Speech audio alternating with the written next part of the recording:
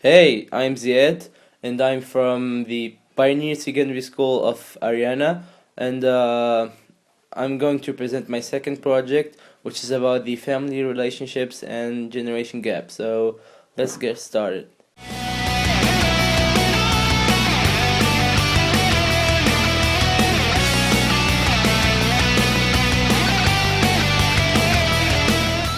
So this is the first part of the project.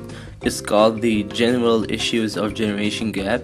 I'm going to talk about some facts and their consequences.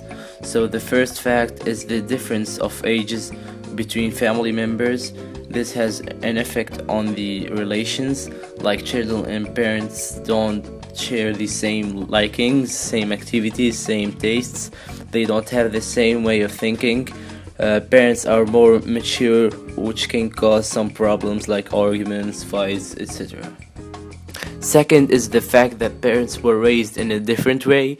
For example, some parents were raised in a very strict way. They are sometimes beaten by their parents. So what they do is that they want to be more lenient with their children, and that's the main cause of spoiled children. The third fact is that parents have responsibilities towards their kids, whereas kids don't have any responsibilities, which makes parents sometimes too much conservative, and that annoys the kids a lot. And the fourth and final fact is that children start building their personalities at the age of, let's say, 6. They hate that the parents don't allow them to do some kind of activities, and they don't like how much parents are caring for them. That's because they usually want to do things alone. So these were the main issues of the generation gap, and now let's move on to the next part.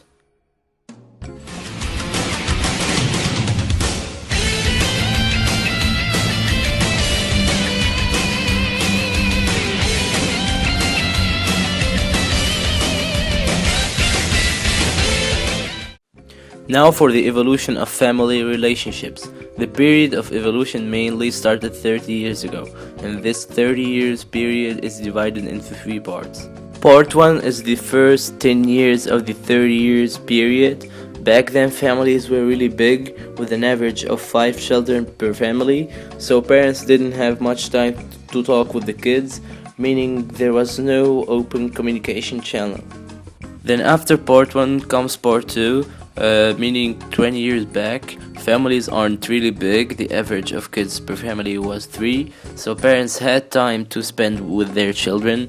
They mainly focused on their personalities and psychological issues, meaning there was an open communication channel inside the family.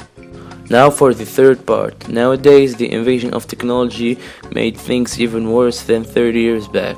Of course, technology has its benefits, but still, children are too much wrapped into their virtual world, which is making the communication channels weaker than ever. Kids have friends over internet, they chat with them, they play online with them. I personally play online, but I don't think that it should stop me from communicating with my family.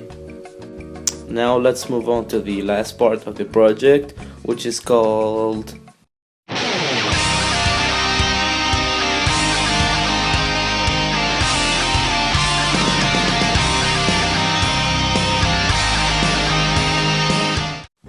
Lifestyles have changed since technology was introduced. Activities, tastes, everything changed. People used to do various activities like sports, music, or reading, but now everyone is sitting in front of their TV or PC. I made a poll on Facebook that says, would you choose Facebook or reading a book if you had 1 hour of spare time? And 26 out of 29 people voted Facebook.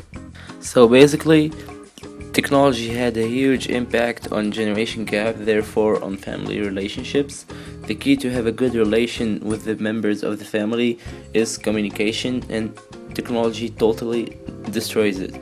If you'd ask your parents what kind of activities did they enjoy doing when they were kids, you will notice all of them are social activities. But now, people have fake relationships with people they don't even know through a virtual world. So yeah, that was the end of this video. I hope you guys enjoyed watching it. and see you next time.